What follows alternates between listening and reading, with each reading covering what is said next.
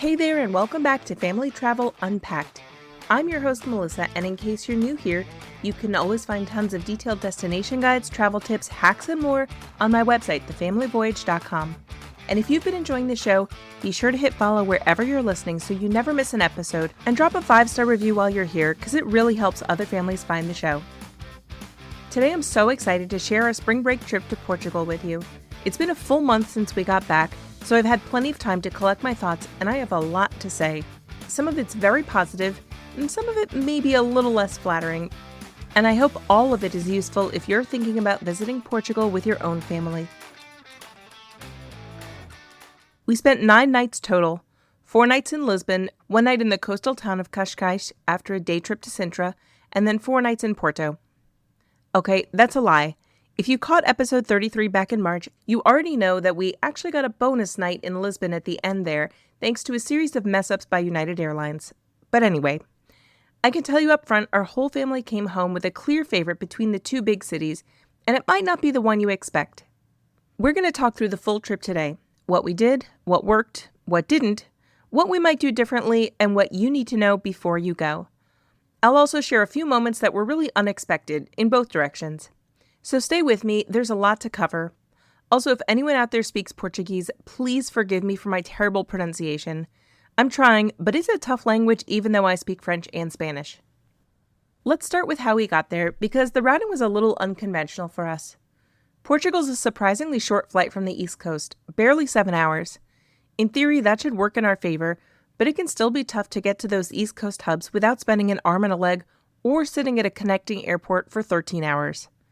Our initial plan was to fly United out of Cleveland with a connection at Dulles or Newark because I was watching the award availability from Columbus for months and the prices just never came down to a level that I was comfortable with.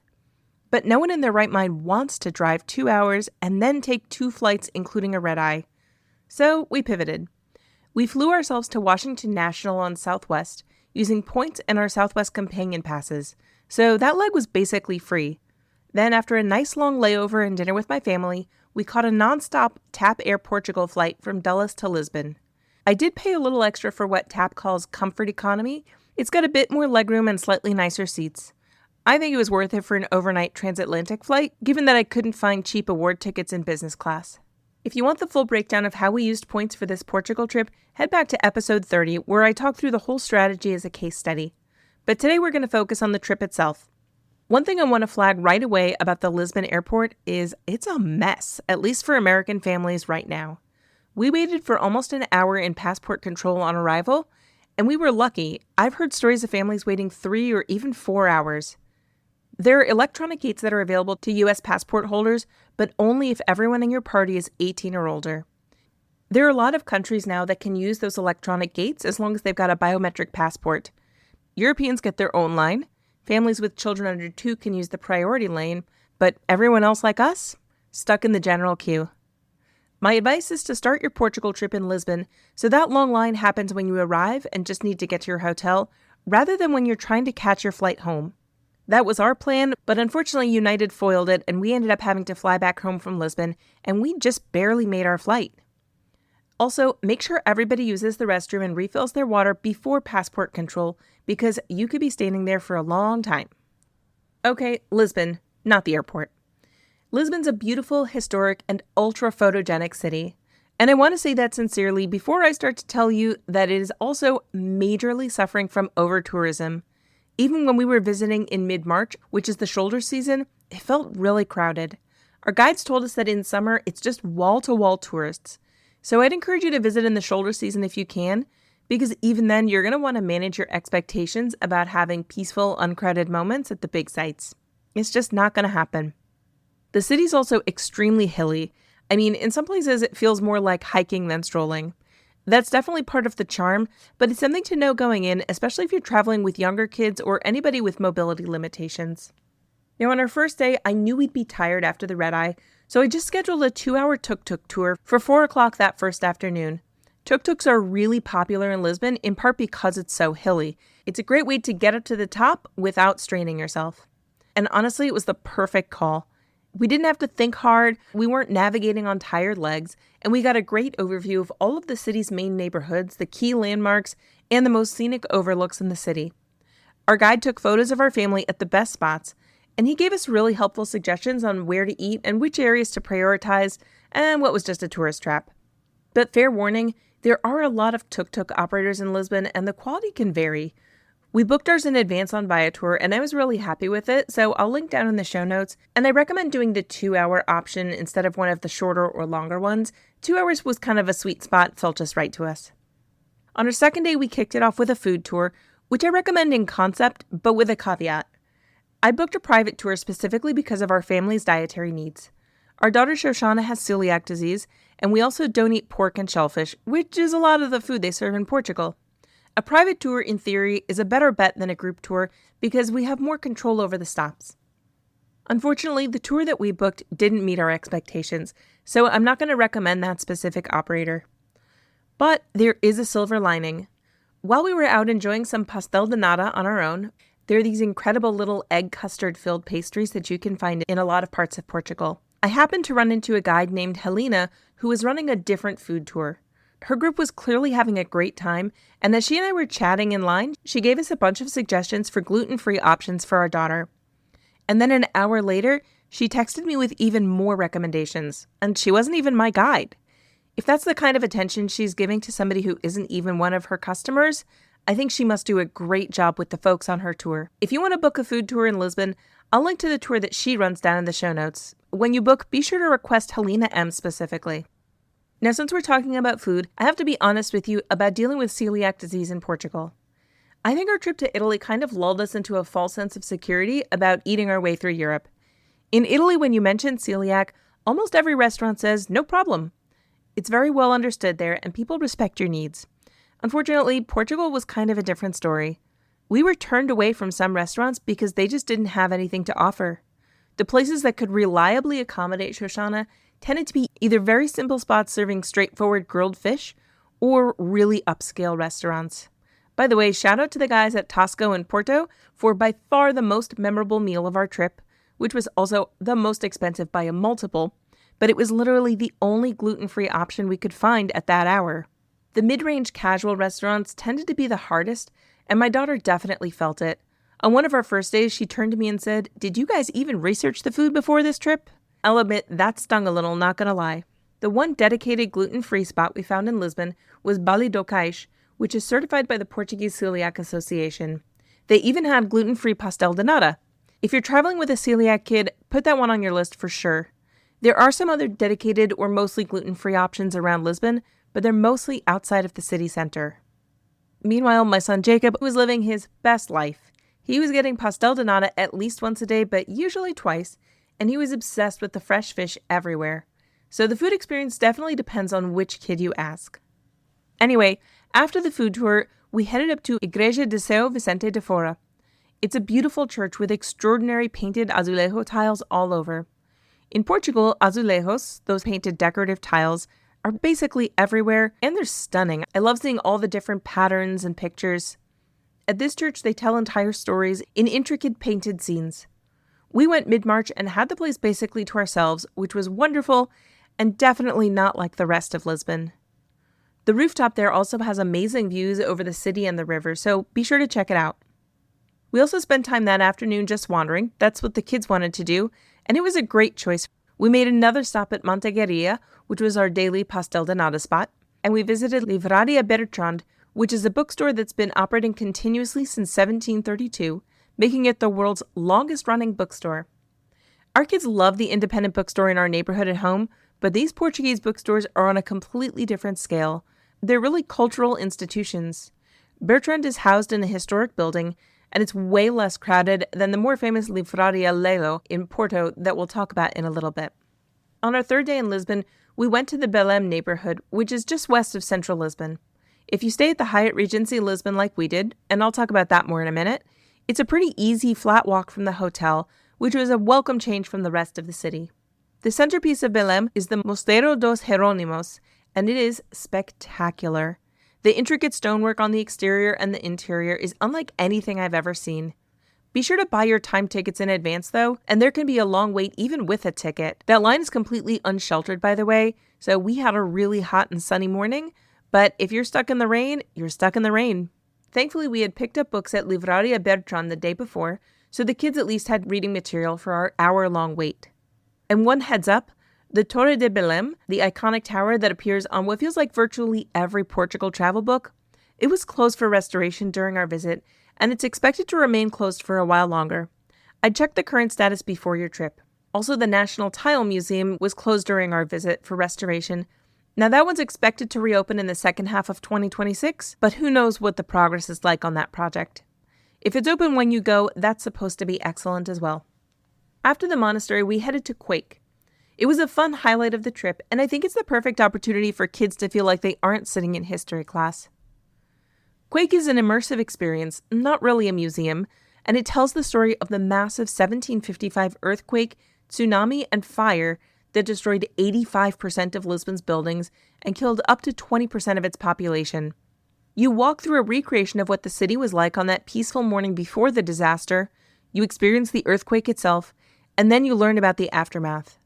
What surprised me was how deep it goes into the societal changes that followed.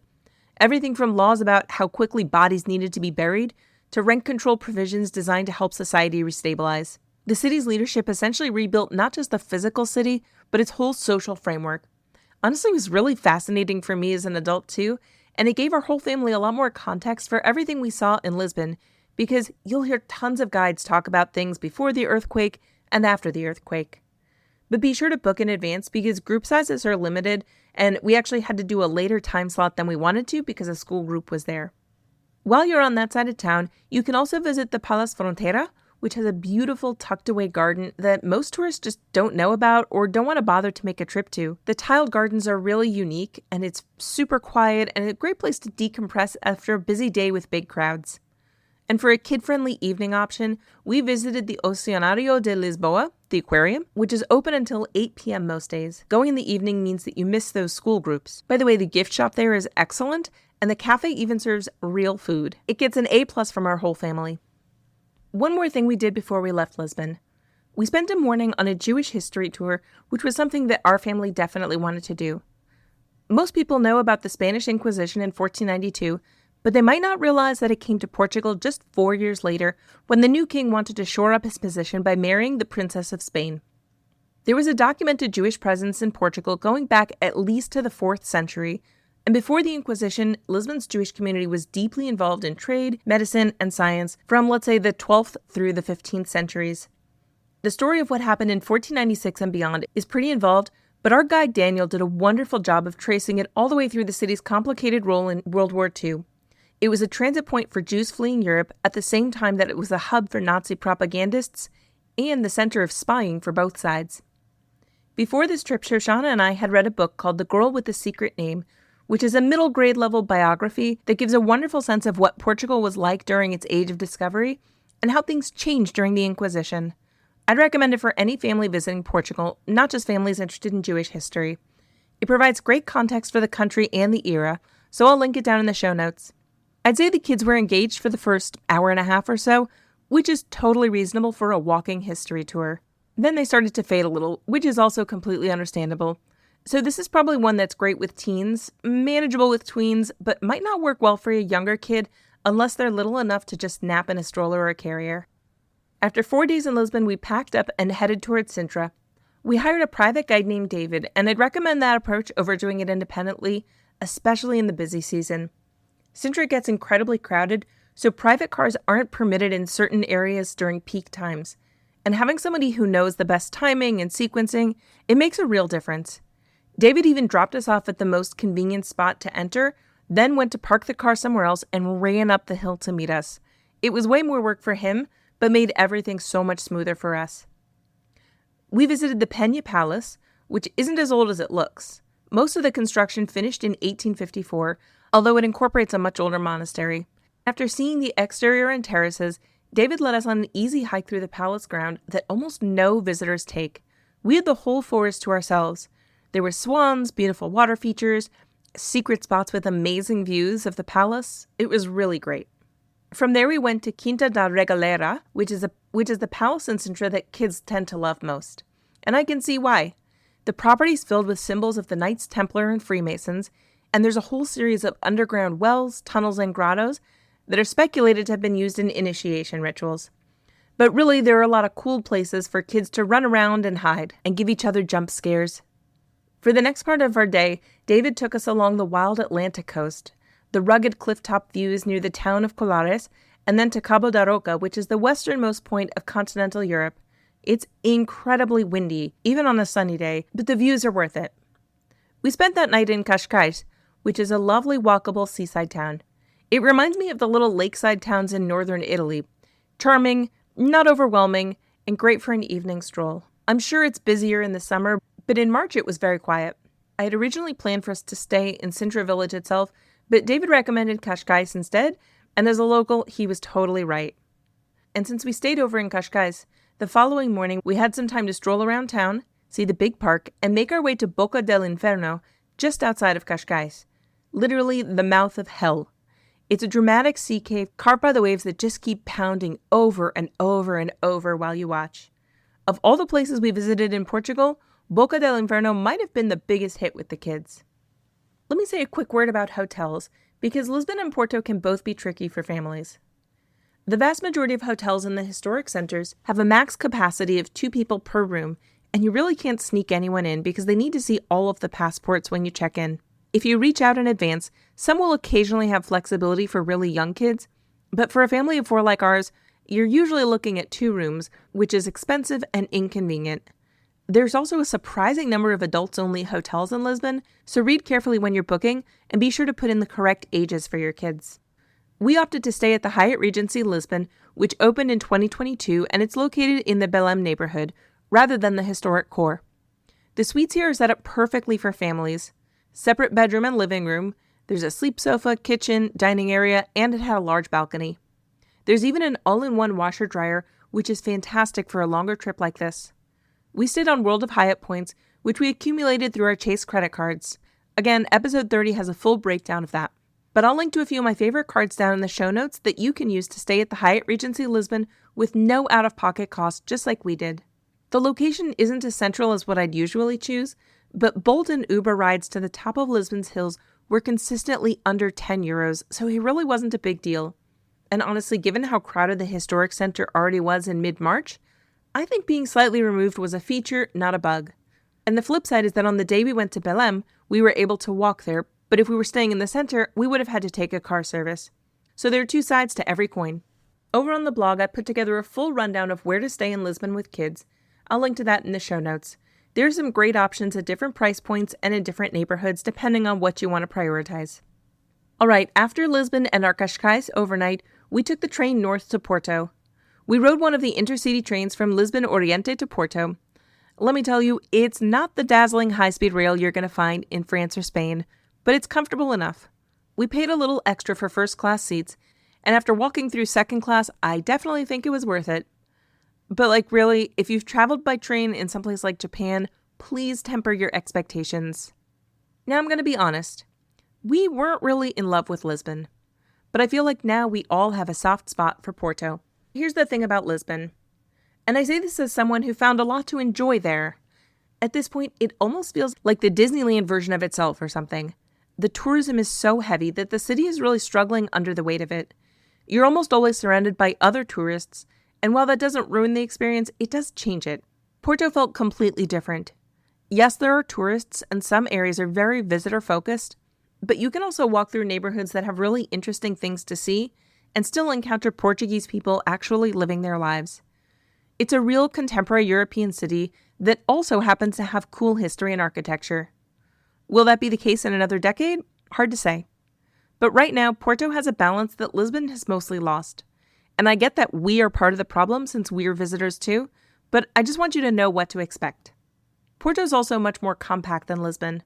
We were on foot pretty much the entire time we were there, and after a day or 2 of walking around, I felt like we could get around the city without looking at our phones all the time. That feeling of knowing a place, of being able to just turn a corner and know where you're going, I think it's a pretty special experience when you travel. And for Jacob, who's 14 and very much in that phase of wanting to feel like he could navigate the world on his own, that was a meaningful experience. So I'll give Porto the award for one of the most teen-friendly cities in Europe. Now let me walk you through the highlights. First off, we did a tile painting workshop, and it was one of the most fun things we did on this entire trip. And I say that even though I primarily booked it for our daughter. The workshop leader was patient, encouraging, and really helpful in showing us how to mimic traditional Portuguese azulejo styles, but she also let us go fully in our own direction if we wanted. There are a few other tile painting workshops in Lisbon and Porto, but most of them require shipping your tiles home for an additional fee, and that adds a lot of cost and at least a little bit of uncertainty. This particular workshop uses a different paint technique that lets you pick up your finished tile just an hour after you complete it. Much better. You can grab the link down in the show notes. Now, to balance things out and play to my son's interests, we also went to an FC Porto soccer match, and the atmosphere there was fantastic. The fans were lively, there was chanting and cheering the whole time, but it was totally fine for kids. Now, here's one funny detail.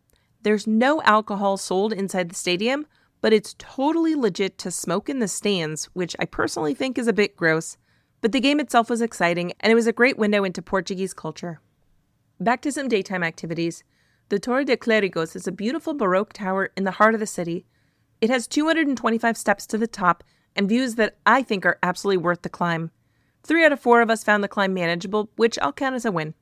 Livraria Lelo deserves its own mention because our kids were obsessed with all the bookstores in Portugal. Like I said, they love our independent bookstore at home, but these places are on another level. Livraria Lelo is famous partly for the supposed inspiration that it provided to J.K. Rowling when she was writing Harry Potter, but it's also just a beautiful century-old bookstore in its own right. You have to buy a ticket to get in, and that tells you something about how popular it is, but you can apply the cost of the ticket toward one of the special edition books that the store publishes. My recommendation is to get the mid-tier ticket because that lets you skip the very long line outside and just wait in the medium-length line. And then there's the Bolhão Market, which we nearly missed out on. We'd pushed it off a couple of times during the week and thought we'd swing by on Sunday. And then we discovered that the market is closed on Sundays. Classic mistake. But it worked out in the end. Our Monday morning flight home got canceled and rescheduled, which meant we suddenly had extra time in Porto. And we used it to spend a wonderful morning wandering the market. Fish counters, cheese, olive oil tasting, local sweets. It was the perfect way to end the trip, even if it happened by accident. And by the way, if your flight goes sideways, which ours did pretty dramatically on this trip, I have a whole episode about that. That's number 33, where I talk about what happened and what I did about it. You might want to listen to that before your next trip to make sure you've got your ducks in a row, which I clearly did not. And one of the days that you're in Porto, you should definitely take a day trip to the Douro Valley, which is the wine-producing region where port wine comes from. We partnered with Daytrip for a private customized outing, and it was great. I'd specifically wanted to go with a private driver because Ronnie and I both wanted to do some port tasting, and also on a previous trip, the kids were harassed by some adults who'd had too much to drink, so we didn't want a repeat of that. With a private tour, we had complete control over the flow of the day and our company. Our driver Luis was full of fascinating information about Portugal, and he has us wanting to come back and tour with him next time we visit. He drove us in a comfortable car and sequenced the day perfectly. The boat ride on the Douro River was a highlight. The captain was really engaging and explained the history of port wine, why it was created in the first place, and how it's made. The kids even got to drive the boat, which they loved. Then Luis took us to a local port manufacturer for an in-depth tasting with lots of different ages and styles. We had a traditional lunch and capped the day in the charming town of Amarante at golden hour. It's such a beautiful, special area, and I think it's really important to get out of the big cities in Europe to see the quieter, more charming side of things. So don't skip the Douro Valley. I'll have a link to the day trip tour we did down in the show notes for you. In terms of accommodations, Porto offers a slightly different challenge than Lisbon.